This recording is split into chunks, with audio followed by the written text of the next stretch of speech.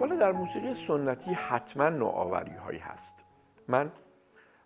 واقعا به نوآوری هایی که به طور مثال میخوام میگم در ریتم از نزدیک به 40 سال پیش در کارهای حسین علیزاده میشنیدم، واقعا افتخار میکردم و حظ میکردم. بعد حتی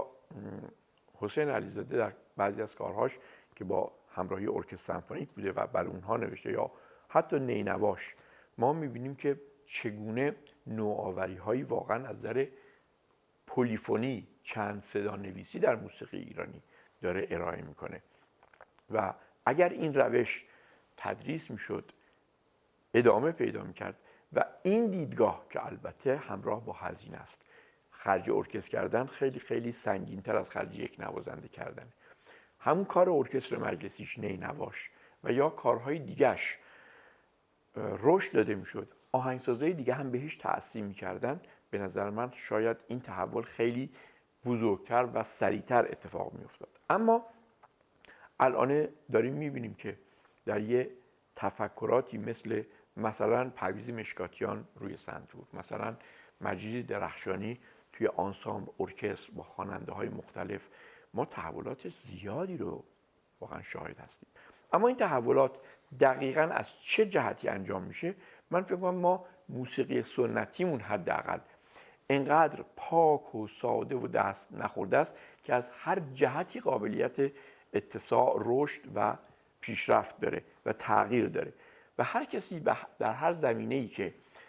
در حس خودش میتونه اون رو تغییر بده، تغییر میده و بهترش میکنه. پس جهت این پیشرفت و تغییر کجاست من درست نمیتونم بگم، ولی در موسیقی آکادمیک و در موسیقی همون که گفتم سمفونیک ایرانی اگر بهش فکر بکنیم، آهنگسازهای جوان ما به دیدگاه‌های بسیار بسیار جدیدی، اعم از موسیقی‌های اوانگارد، موسیقی‌های سریل، موسیقی‌های نئو سریل، توتال سریالیسم و دیدگاه‌های به خصوص حالا در خیلی از جهات موسیقی‌هایی مثلا موسیقی‌های مینیمال آهنگسازهای نیمه دوم قرن 20 در اروپا گرایش پیدا کردن و دارن در واقع یک جور موسیقی پست مینیمالیسم ارائه میکنن و سبک‌های جدید موسیقی رو که در دنیا رایجه تقریباً به خدمت گرفتن، دیدگاه‌های مختلف رو ازش استفاده های محلی و فرهنگی ایرانی دارن میکنن، سعی میکنن با اونها بر آثارشون رو ارائه کنن و حرف بزنن. اما تا بکاپ، پشتیبانی، تا حمایت از این گروه ها به شکل‌هایی که حتی در مورد موسیقی ایرانی گفتم انجام نشه،